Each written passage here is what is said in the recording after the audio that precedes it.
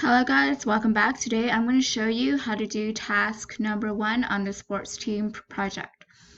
So task 1, it asks, on the player's stats worksheet, change the horizontal alignment of the players' names to left indent. Set the indent to 1.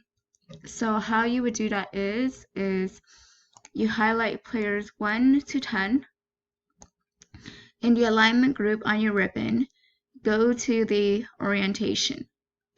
Click the drop-down arrow, go to Format Cell Alignment.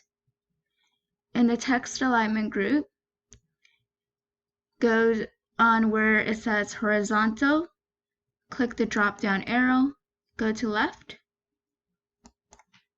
In the indent, click the up arrow once.